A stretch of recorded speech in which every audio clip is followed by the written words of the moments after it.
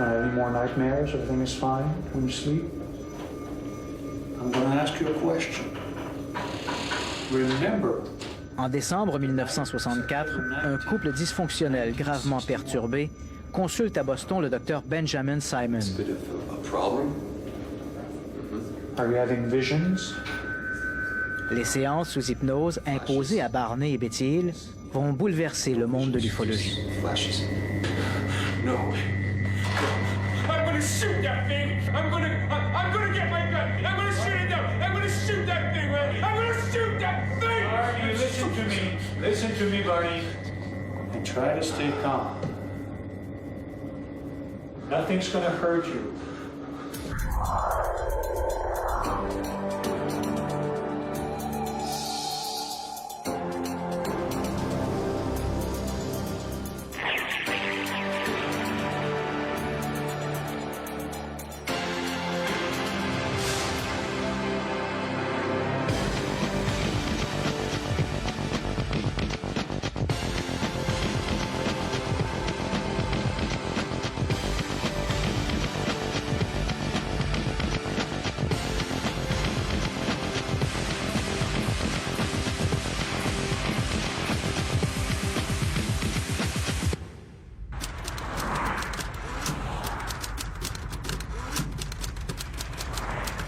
Il n'est plus possible de traiter de la thématique des ovnis sans y inclure le sujet des enlèvements extraterrestres, un dossier particulièrement controversé.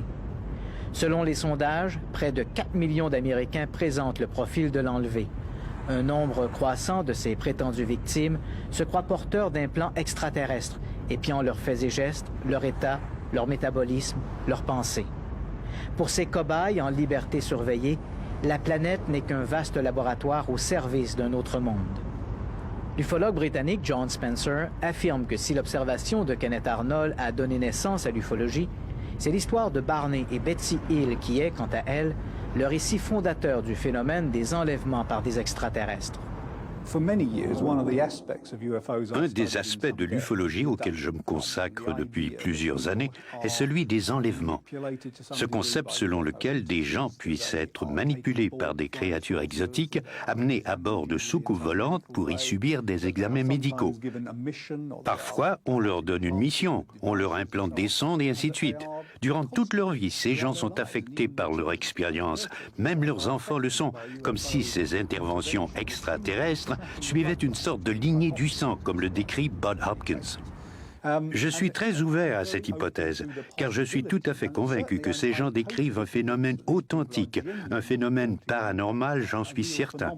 J'ai parlé à plusieurs témoins, et ce que j'y vois de très significatif, c'est qu'une trentaine de ces personnes ont totalement changé leur vie à la suite de leur enlèvement. Ils se sont subitement mutés en artistes. Ils sont devenus musiciens, par exemple. Des banquiers ou des comptables sont devenus caméramans ou autre chose, mais ont développé cette facette de leur vie. Une transformation qui est, sans l'ombre d'un doute, la conséquence directe de leur enlèvement. Maintenant, la question est de savoir si ce phénomène a des causes externes ou internes. D'un premier cas en 1961, les soi-disant enlèvements par des extraterrestres n'ont cessé de se multiplier. Les gens affirment avoir été enlevés dans leur sommeil par des êtres capables de traverser les murs, de se déplacer instantanément d'un endroit à un autre. Malgré des milliers de cas enquêtés, c'est pourtant encore à l'affaire Barney et Betty Hill que les experts se réfèrent pour étayer leur dossier d'enlèvement. Leur histoire débute une nuit sur une route isolée dans les White Mountains, alors que le couple a mystérieusement quitté la Nationale 3 pour s'égarer dans les montagnes. Le 19 septembre 1961, mon mari Barney et moi-même étions à Montréal, lorsque nous avons entendu un bulletin météo qui annonçait qu'un ouragan remontait la côte et allait frapper la ville de Portsmouth où nous vivions. Alors nous avons décidé de regagner Portsmouth avant que l'ouragan ne frappe. Revenant de Montréal, Betty et Barney en sont tous deux à leur second mariage. Tous deux ont des enfants d'un premier lit, mais ceux de Betty, qui est stérile, ont été adoptés. Détail important pour la suite des événements. Comme la saison touristique estivale était terminée, nous savions que les montagnes étaient désertes et les points de ravitaillement fermés. Donc, nous avons franchi les douanes et nous nous sommes arrêtés à Colebrook pour nous détendre et manger. Nous savions qu'il était environ 10 heures lorsque nous avons quitté Colebrook. Betty est une assistante sociale très énergique. Barney, postier à Portsmouth, milite dans divers organismes dont la Ligue des droits des Noirs. Près de la quarantaine, ils n'ont, ni l'un ni l'autre, aucun antécédent psychiatrique. Nous roulions dans les montagnes lorsque j'ai remarqué une nouvelle étoile dans le ciel. Et plus je la regardais, plus elle devenait grosse et brillante. Et ma première pensée a été de me dire, est-ce une comète et va-t-elle frapper la Terre? Alors nous avons arrêté la voiture pour observer le phénomène de plus près. Alors la chose a changé de direction. Et lorsqu'elle est passée devant la Lune, nous avons vu des lumières clignotantes multicolores. Subitement, l'objet a changé de direction et s'est dirigé vers nous. Alors nous avons repris la route vers le sud durant une trentaine de milles. Nous avons essayé de l'identifier, mais nous n'avions aucune idée de ce que pouvait être cet appareil. J'ai abaissé la vitre de la portière et j'ai agité la main en disant « Hi ». Un demi-mille plus loin, elle a survolé la route et s'est arrêtée, en l'air, au-dessus de la route. Mon mari, qui a fait la Deuxième Guerre mondiale, s'est arrêté pour identifier l'appareil. Il a pris ses jumelles, s'est avancé vers l'appareil et a aperçu un groupe d'hommes qui le regardaient par un des hublots. À ce moment, 2 ailerons se sont déployés de chaque côté de l'appareil. Il y avait des lumières rouges aux extrémités et l'appareil a commencé à descendre. Barney a eu l'impression qu'il cherchait à nous capturer. They're gonna catch us away. Let's get out of here, man. Let's get out of here. They're gonna catch us. Let's leave. Let's go.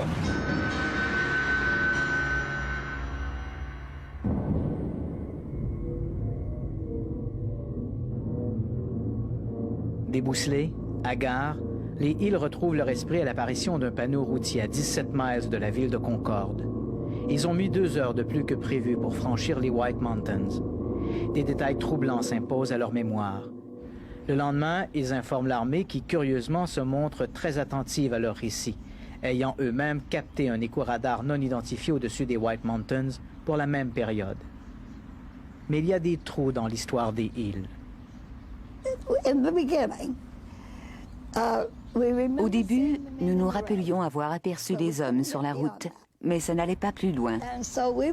Alors nous retournions là-bas une fois par mois pour essayer de repérer l'endroit où nous avions vu des hommes sur la route, en nous disant que ça pourrait nous aider à nous souvenir de ce qui s'était passé. Et nous avons commencé à retrouver certains souvenirs, mais rien de vraiment très précis. C'est alors que Barney a eu des problèmes cardiaques. Et comme il ne réagissait pas aux médicaments, son médecin l'a référé à un psychiatre. Et un jour, Barney lui a mentionné que nous retournions au nord, dans les montagnes, pour retrouver cet endroit, et que nous rencontrions diverses personnes qui avaient observé toutes sortes d'ovnis, et personne ne savait exactement à quel endroit. Alors, il nous a référés au docteur Benjamin Simon, à Boston. Là, nous avons été soumis à un traitement sous hypnose médicale. Une semaine après cette nuit du 19 septembre, Betty commence à avoir des cauchemars où elle et son époux sont enlevés par des extraterrestres. Elle écrit ses rêves et les raconte en détail à Barney. Depuis leur retour, les 2 époux souffrent de diverses afflictions. Finalement, 2 ans après leur enlèvement, le couple Hill accepte d'être placé sous hypnose par le neuropsychiatre Benjamin Simon. Les extraits qui vont suivre sont présentés ici en exclusivité. I want to wake up. You're not going to wake up. You're in deep sleep. You're comfortable, relaxed. This is not going to trouble you. This creature, this leader is telling me something. How? How's he getting it to you? I can see it in his face.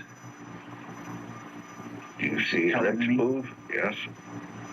No, his lips aren't moving. He's looking at me. What did he tell you? Stay there and keep looking. Just stay there, he's saying to me. It's All right. pounding in my head. All right. Pull the binoculars away. God, give me strength. All right. All Pull right. them down.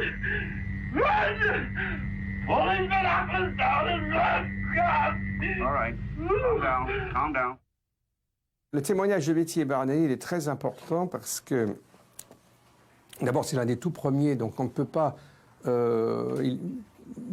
supposer qu'ils aient été contaminés par les médias racontant des histoires de ce genre, en fait.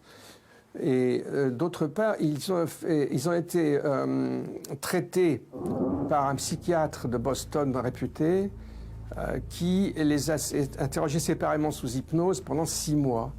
Et ils ont raconté la même histoire.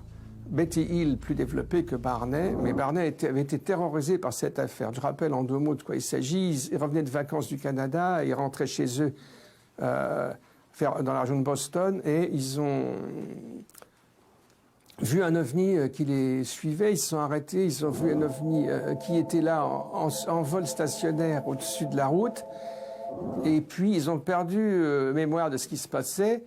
Et ils se sont retrouvés avec 2 heures de retard, complètement groggy sur la route pour rentrer chez eux. C'est par la suite, donc beaucoup de temps après, parce qu'ils étaient malades, Barney Hill était malade, qu'ils ont donc été soignés sous hypnose par le docteur Benjamin Simon, il s'appelle, et ils ont révélé une histoire d'enlèvement assez précise, assez détaillée à bord d'un ovni. Chacun séparément. Le docteur Simon, il y a eu un livre qui a été écrit en collaboration avec le docteur Simon, qui lui estime, bon, il ne croit pas du tout aux ovnis, ça lui paraît absolument pas possible de croire ça, mais il reconnaît que eux, Betty et Barney, ils sont absolument convaincus d'avoir vécu cela. Donc c'est quand même un témoignage très solide et très troublant.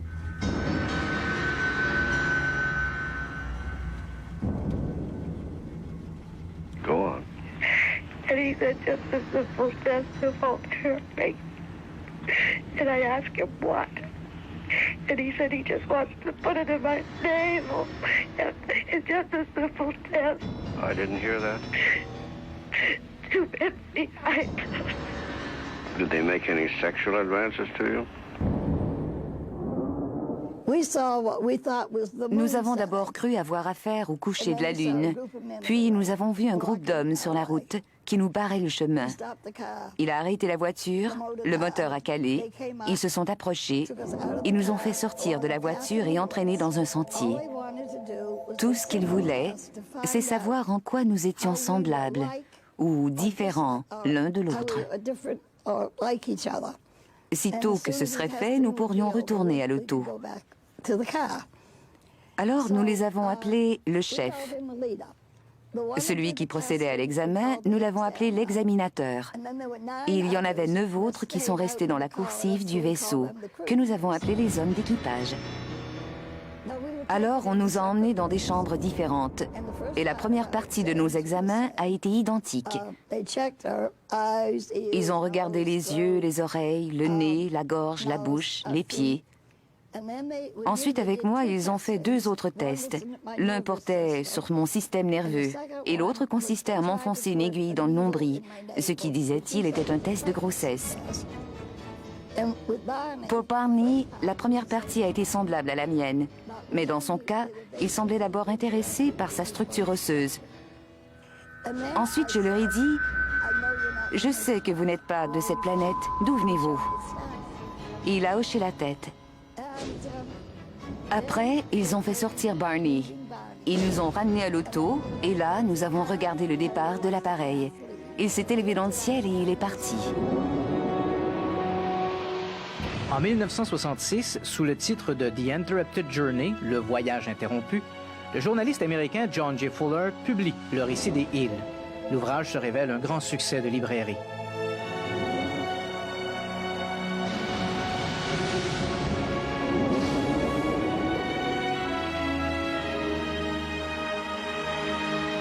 Plusieurs voient dans le récit des Hill des détails qui écartent tout doute sur son authenticité. Comment Betty Hill aurait-elle pu décrire un test de grossesse qui consistait à introduire une longue aiguille dans le nombril, et ce presque 10 ans avant qu'un test semblable ne soit pratiqué par des médecins. Quant à la carte stellaire aperçue par Betty dans l'OVNI et redessinée sous hypnose, celle-ci correspondrait à un système solaire double de la constellation du Réticuli, un système qui aurait été découvert longtemps après que les esquisses de Betty aient été publiées. Et surtout, toute cette histoire a été mise à jour sous hypnose, suite à une amnésie double, une pathologie unique où les deux patients ont raconté sensiblement la même histoire.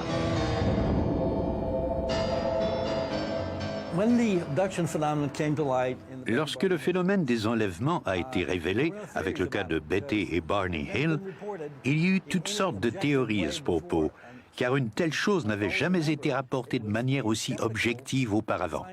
Nous devons nous rappeler que le psychiatre qui a procédé à l'hypnose était un sceptique qui a été littéralement ébranlé par ce qu'il a entendu. Il a conclu qu'il avait affaire à une folie rare qui impliquait toutes sortes de conséquences, ce que nous appellerions aujourd'hui un stress post-traumatique. C'était quelque chose de bien réel, pas un mythe dont personne n'aurait voulu. En 1979, Alvin Larson, qui était professeur de psychologie à l'Université de l'État de la Californie à Long Beach, s'est livré à une expérience. Il a choisi 8 étudiants qui n'avaient eu aucune expérience avec les ovnis. C'était son filtre. Et s'est demandé s'il pourrait, sous hypnose, leur faire raconter des histoires d'enlèvement. Par la suite, il a prétendu que toutes ces histoires étaient semblables à tous les témoignages d'enlèvement et que, en conséquence, ces histoires naissaient dans le cerveau des individus.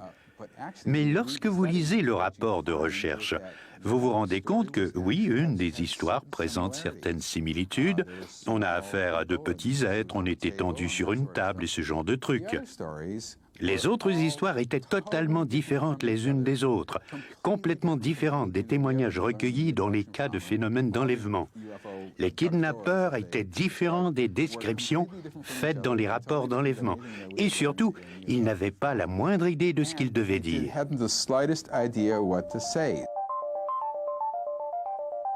En effet, l'étude d'Alvin Larson n'est pas si concluante et les scénarios imaginés par le groupe témoin diffèrent les uns des autres et aussi des récits faits sous hypnose par les soi-disant victimes d'enlèvements extraterrestres. Dans le cas de ceux qui déclarent avoir réellement été enlevés, les récits sont étrangement similaires et les détails sont très cohérents. Le docteur Jean-Roch Laurence, psychologue à l'Université Concordia, s'est intéressé à ces récits d'enlèvement.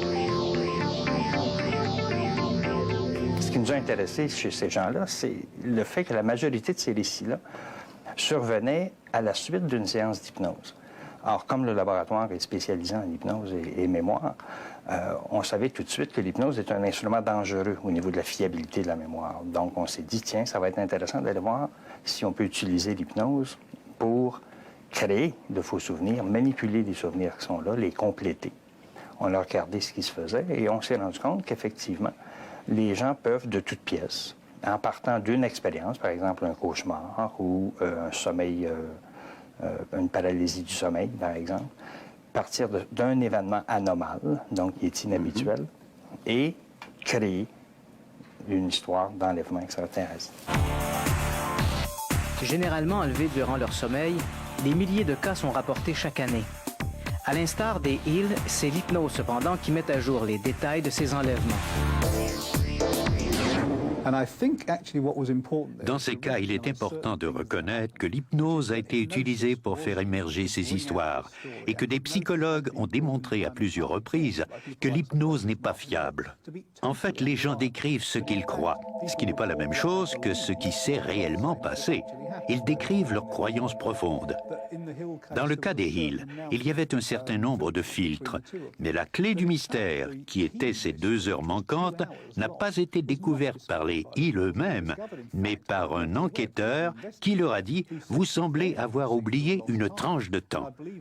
C'est alors que Barney, si je me souviens bien, aurait dit « Mon Dieu, pour la première fois, je réalise que nous avons perdu 2 heures ». Mais ça, c'était plusieurs semaines après leur expérience. Alors, beaucoup des motifs clés de ces enlèvements ne proviennent pas des témoins eux-mêmes, mais bien des enquêteurs. Et je crois qu'une des choses que nous devons retenir de l'affaire Hill, c'est que les enquêteurs peuvent prendre un cas, en retirer les éléments clés et les transférer à un autre, en utilisant l'hypnose, par exemple. Je crois que nous contaminons nos propres données en faisant circuler ces croyances à la ronde. Les preuves qu'on met à jour peuvent fort bien être influencées par les enquêteurs. Il y a quelques années, j'ai décidé de me consacrer au dossier des enlèvements. À vrai dire, moi j'ai commencé à me lancer dans ce sujet parce que depuis le temps que je courais le monde comme grand reporter, j'avais des témoignages étonnamment semblables de tous les pays du monde. En Russie, où j'ai passé longtemps, parce que j'ai vécu 6 mois en Sibérie, au Tibet, où j'ai vécu également 6 mois clandestine. Dans tous les pays du monde, j'avais des résultats, des récits émergents de sujets qui ne pouvaient absolument pas savoir que d'autres gens, dans d'autres coins du monde, racontaient exactement les mêmes histoires. Ça m'a perturbée. Et puis lorsque j'ai vu les travaux qui commençaient à se faire aux États-Unis, je me dis, mais mon Dieu, ces Américains sont fous. Les farceurs dans ces cas sont extrêmement rares. Dans les cas d'enlèvement, vous devez vous présenter devant diverses personnes, comme vous ou moi par exemple, et les regarder dans les yeux et dire « Voici ce qui m'est arrivé ». Et vous devez le dire à votre femme, à vos enfants. En somme, vous engagez sur le terrain de la duperie, du mensonge et, en bout de ligne, d'une publicité très négative à long terme.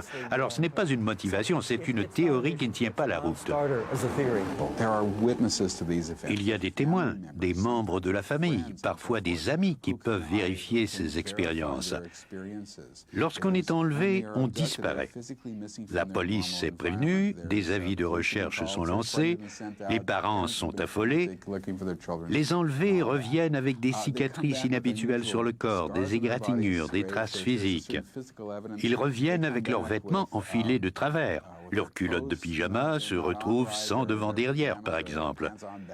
Si c'est la nuit, on retrouve leurs vêtements soigneusement pliés à côté du lit, ou encore portant les vêtements de quelqu'un d'autre, ce qui, disons-le, est assez surprenant. Et il y a une foule d'indices les plus divers. C'est une question où la dimension concrète est très importante. Mais l'élément clé de toute cette affaire est que des gens voient d'autres gens se faire enlever. Et une fois que cette dynamique est enclenchée, on entre dans le monde du fantasme. Et c'est là-dessus que tous les psychologues achoppent. Les preuves physiques sont-elles vraiment solides? Jusqu'où va l'objectivité des témoins? Et si ces témoignages étaient influencés par les ufologues eux-mêmes, ou plus simplement par les nombreux récits d'enlèvement rapportés par les médias? Heureusement pour nous, il y a certains détails de l'affaire Hill qui n'ont pas été révélés dans leurs livres. Alors aucun sceptique ne peut prétendre qu'on les a plagiés. Ainsi, un échantillon de sperme a été prélevé chez Barney, ce qui a été douloureux. Et Dieu merci, pour des raisons de bon goût, on n'en a pas parlé en 1966. Ainsi, tous les hommes qui ont été enlevés et qui rapportent de telles pratiques ne peuvent pas être accusés de s'être inspirés du cas Hill, puisqu'ils ne disposent d'aucune source d'information fournie par les médias. À bord de ces vaisseaux, on présente aux gens des bébés bizarres, qui ont une apparence mi-humaine, mi-extraterrestre. Du moins, c'est ce qu'ils racontent. Des créatures hybrides. Lorsque nous avons commencé à étudier ces cas, nous étions complètement désorientés. Nous étions très suspicieux face à ce genre d'histoire. Toutefois, les témoins revenaient continuellement avec la même histoire. Nous avons commencé à nous demander s'il n'y avait pas là quelque chose de vrai. Au fil des années, nous avons réussi à recouper toutes ces histoires et nous nous sommes rendus compte qu'une foule de choses arrivaient aux gens à bord de ces vaisseaux, des choses de nature reproductive, de nature physique et de nature mentale. Par exemple, des images sont inscrites dans l'esprit des victimes pour des raisons incompréhensibles. Il y a des examens physiques également, mais la plupart de ces interventions semblent se concentrer sur un même sujet, celui de la reproduction. L'horrible scénario sexogénétique, c'est-à-dire ces expériences qu'il serait trop long de résumer ici, vu à la sauce de certains abductologues, font toujours état de connotations sexuelles puissantes, fortement déplaisantes, d'expériences liées plus simplement question d'examen du corps, comme il était question avant, avec des prélèvements de gencives, des rognures d'ongles, de cheveux, mais carrément de prélèvements tant de sperme chez les hommes, d'ovules chez les femmes. On entendait parler de grossesse hybride, etc. Et forte de tant de dossiers, j'ai décidé de mener ma petite enquête. Je peux vous dire que je n'ai jamais vu l'ombre d'une preuve d'une grossesse interrompue. C'est une véritable épidémie qui a commencé, qui est racontée notamment dans les livres de Bob Hopkins, de David Jacobs et du Dr Mack aux États-Unis. Et c'est très très troublant parce qu'il y a quand même une grande cohérence. Il y a un ethnologue qui s'appelle Eddie Bullard qui a fait une étude dès les débuts de cette vague et qui affirme, lui, qu'il y a une grande cohérence dans les témoignages de la part de gens qui habitent à des endroits très différents, qui ne se connaissent pas et qui racontent la même histoire d'enlèvement. Dans un monde où la communication est globale et instantanée, il n'est pas étonnant que des cas d'enlèvement similaires à celui des Hill se déclarent un peu partout sur la planète. Un cas au Québec offre une similitude plus rare avec l'affaire Hill. L'enlèvement aurait eu lieu alors que la victime était éveillée sur une route déserte. C'est l'affaire de M. X. Le cas de M. X est un dossier qui est fantastique pour l'histoire de l'ufologie québécoise, mais qui est aussi dramatique pour celui qui l'a vécu parce qu'il a eu à faire face à de l'isolement, à le ridicule social. Évidemment, il s'est complètement recroquevillé tel une tortue là, dans sa coquille parce qu'il ne savait vraiment plus à quel sein se donner pour être capable de verbaliser, de sortir l'émotion de tout ça. Il faut se reporter donc dans la nuit au 24 au 25 novembre 1979. Il revient de la chute à la suite de la naissance de son premier enfant, le seul d'ailleurs qu'il aura eu, une jeune fille. Dans un établissement où il travaillait à l'époque, il remet le cigare à tout le monde parce que c'est la tradition. Il prend l'autoroute, la route, c'est-à-dire 158, reliant la chute à la ville où il demeurait à l'époque, qui était Saint-Jérôme. Et presque à la fin du trajet, se sentant poursuivi tout au long de ce trajet, et là, il sent qu'il y a quelque chose qui vole au-dessus de lui, qui veut lui faire du mal, le prendre à partie.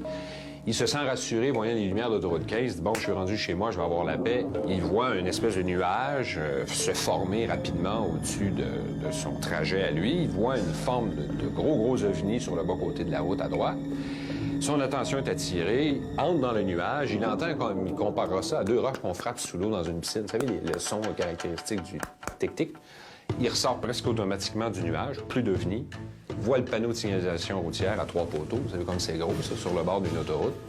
Évidemment, c'est la collision, l'accident. Il jette ça par terre.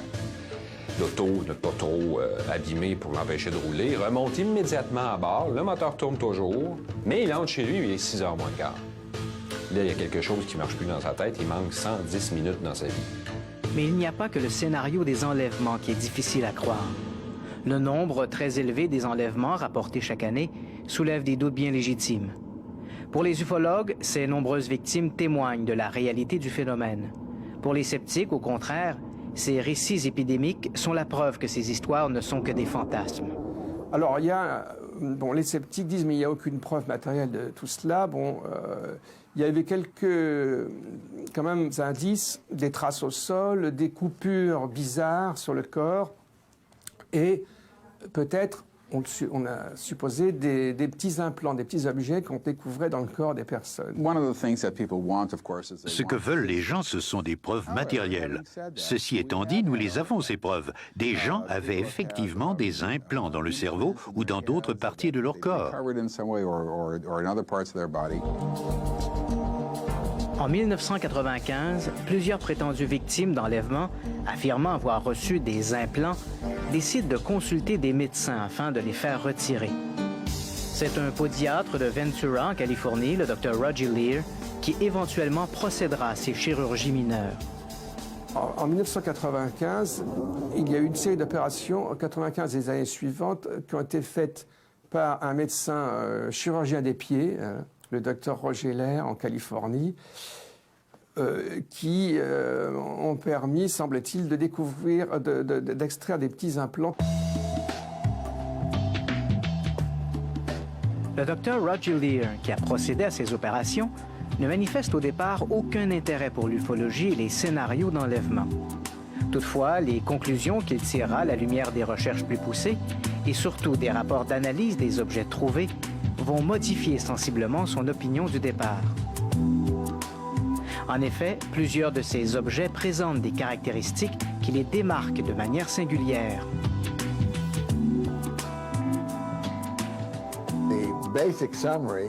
Pour résumer brièvement, nous avons retiré du corps des patients des objets que nous avons fait analyser selon un protocole de recherche très strict, établi dès le départ.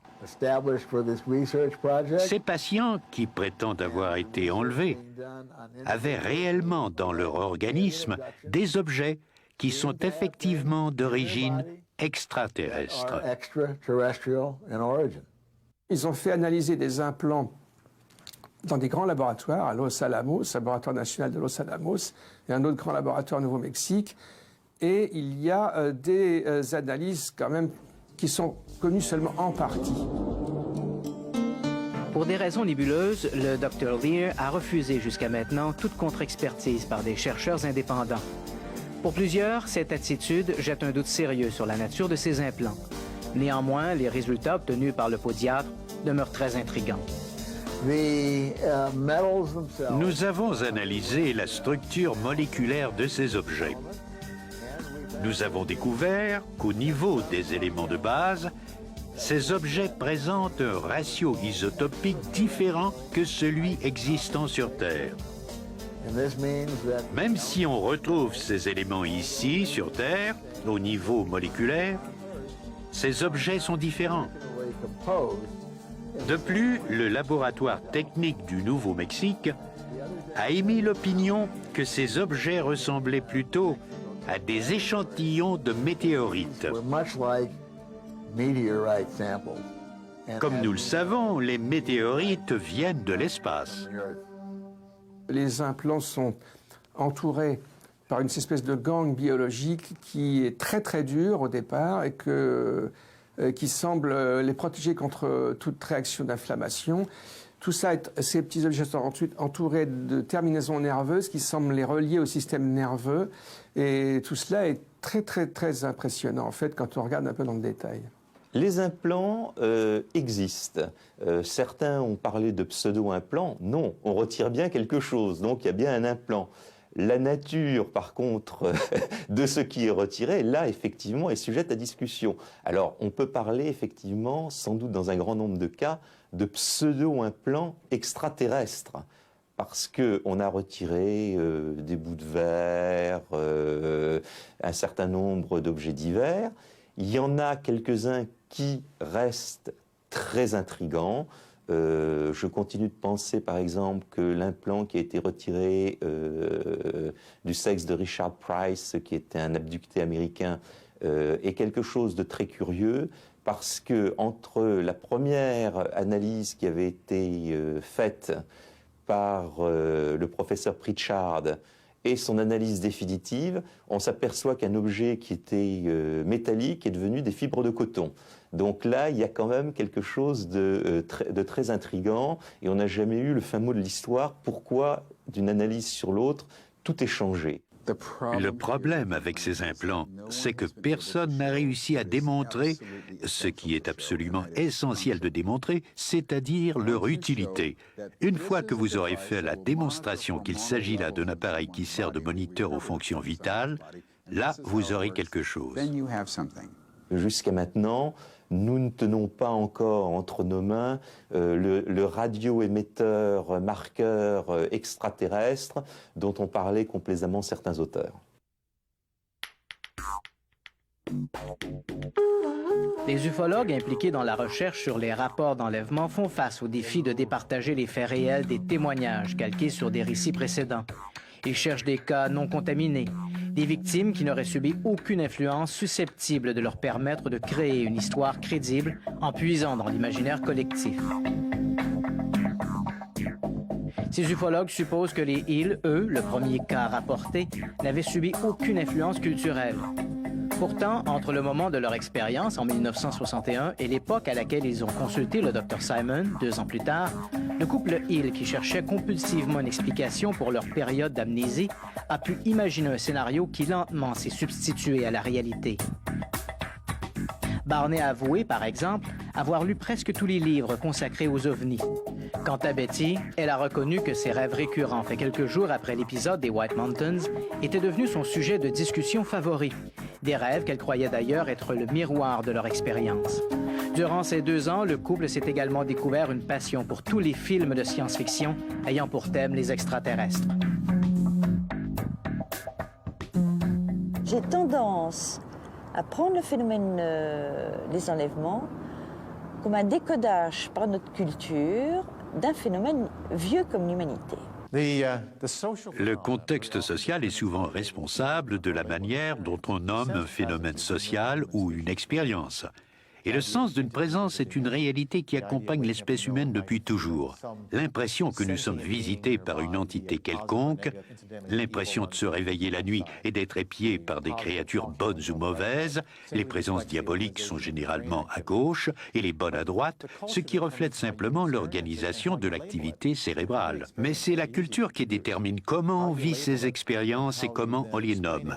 La manière dont vous allez les décrire à votre réveil dépend de votre culture. Il y a 50 ans, on était pratiquement toujours visité par des anges. Aujourd'hui, alors que l'emphase est mise sur l'espace et les frontières du cosmos, on tend à donner à ces manifestations une origine extraterrestre. Il y a 100 ans, elle aurait été religieuse. Certains ufologues, poussés par leur désir de croire, se sont fait une vocation de convertir ceux qui doutent des enlèvements extraterrestres. Ardents défenseurs de leurs convictions, souvent animés par la crainte qu'une menace extraterrestre ferait planer sur notre monde, ils ne négligent aucun détail dans les cas rapportés et fouillent méticuleusement tous les aspects de ces dossiers d'enlèvement. Mais leur investigation obsessive se situe-t-elle sur le bon plan de la réalité? Cette présence qu'ils croient extérieure à notre monde se situerait-elle ailleurs? À Sudbury, en Ontario, le docteur Michael Persinger, lui, fait des recherches sur une toute autre facette de cette réalité qui est la nôtre, notre cerveau. D'abord, regardons la nature du sens de la présence. Si je vous demande qui vous êtes, votre identité, je réfère d'abord à un langage, à un processus d'identification. Ce n'est pas par hasard que les gens vont se battre et mourir pour leur langue et leur culture. Le lobe droit du cerveau est davantage impliqué dans le sens de la présence. Il sert à concevoir une perception plus large de l'entité, comme un autre soi-même. Et vous pouvez le stimuler par le rêve, par exemple. C'est très commun, ça arrive chaque nuit. Vous rêvez de vous-même, vous vous regardez aller et vous êtes à l'extérieur de vous-même, comme un individu dédoublé. Ça peut aussi se produire quand vous êtes stressé, mais la majorité du temps, un tel stimuli est provoqué par un fort champ magnétique. Par fort, j'entends généré par la nature, qui stimule votre cerveau alors que vous êtes dans un état spécial qui s'appelle le sommeil. Durant le sommeil, si le lobe droit du cerveau est stimulé, les gens vont avoir le sentiment d'une présence. Ils vont se réveiller en sursaut et avoir l'impression que leur corps est envahi par une présence. Ils ressentent même des sensations dans le corps. Les hommes ont tendance à éprouver des sensations anales, les femmes des stimulations intra-utérines, et la raison en est que les régions du cerveau qui ont été stimulées sont impliquées avec ces organes internes.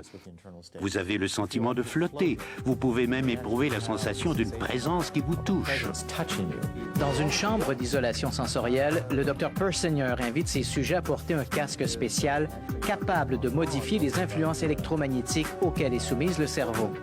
Placés dans cet environnement modifié et contrôlé, plusieurs des participants du Dr Persinger n'ont pas tardé à se sentir entourés de présences étranges et même, dans certains cas, à voir des entités tout à fait inconnues. En fait, il est très facile de provoquer une sensation de présence. 80% des gens qui viennent dans notre laboratoire et qui sont soumis à différentes expériences éprouvent ce sentiment de présence. La manière dont ils vont le vivre dépendra de ce à quoi ils s'attendent.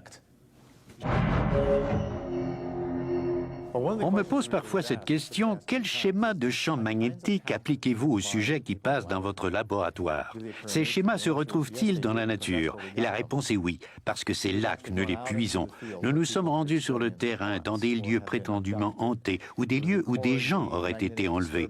Et nous avons enregistré les perturbations magnétiques, qui sont d'ailleurs transitoires. Elles ne sont pas là tout le temps. Et nous les enregistrons pour les appliquer ensuite au cerveau des sujets et nous recréons les mêmes sensations. Actuellement, nous savons qu'il y a 10 à 20% de la population qui est très réceptive, très sensible à l'environnement. Ils sont en quelque sorte les canaris de notre culture. Ils sont extrêmement sensibles aux champs magnétiques. Ce sont des artistes qui ont une incroyable polyvalence au niveau de la pensée, à un tel point qu'on les considère parfois comme des fous tant leurs idées sont inventives. Le cerveau de ces individus est tellement sensible que si le bon schéma d'activité, créé de manière parfaitement naturelle, pénètre leur cerveau, ils éprouvent un sens de la présence. Il y a 50 ans, ils auraient probablement affirmé être visités par des anges. Il y a 100 ans, c'eût été par des démons, les succubes ou les incubes, venus leur arracher des faveurs sexuelles. Aujourd'hui, ces visites ont été remplacées par celui des enlèvements extraterrestres, parce que c'est là la société dans laquelle nous vivons. Vous savez que les histoires d'OVNI commencent en 1947. Or, il y a eu 20 ans avant qui ont permis aux lecteurs américains, un très grand nombre d'Américains, de se familiariser avec des thèmes qui n'apparaissent qu'à partir de 1947. Des astronefs à forme de lentilles, à forme de soucoupe, des petits pilotes à grosse tête, ces petits pilotes qui enlèvent des gens, tout se trouve déjà dans une science-fiction de magazines américains. Et donc, à partir de là, on peut dire que les thèmes, les scènes, les récits ont pu être modelés donc par des fictions. Nous baignons tous dans une culture de masse, et principalement quand nous sommes Européens ou Canadiens, nous sommes extrêmement influencés par cette culture de masse américaine. Et n'oublions pas que dès les années 20 et 30, des milliers de récits dans des ouvrages populaires ont pu parvenir, ont pu influencer les gens. Ajoutez à ça le grand nombre de films des années 50 consacrés à l'infiltration extraterrestre. Vous avez aussi beaucoup de bandes dessinées américaines.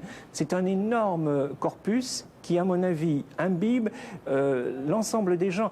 Je vais prendre une image, c'est exactement comme une sorte d'aquarium dans lequel nous baignons. Donc il me paraît difficile de faire la distinction entre, disons, un faux enlevé, un vrai enlevé. Je crois qu'à partir du moment où les thèmes sont disponibles, moi ça me suffit personnellement.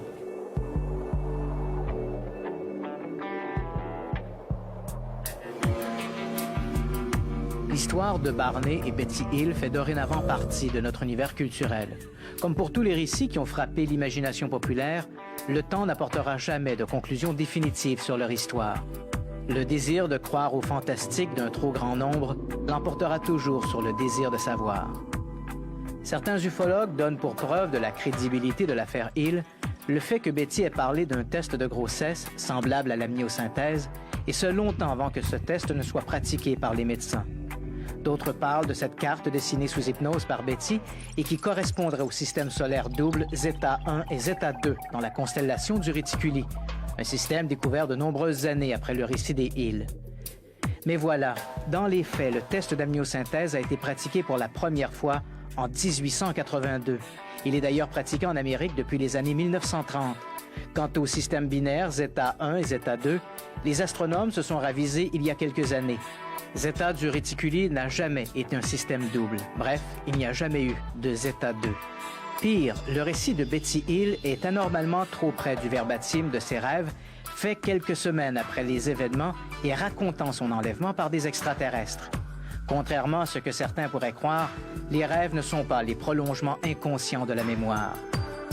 Certes, il y a des éléments en faveur du témoignage des Hill.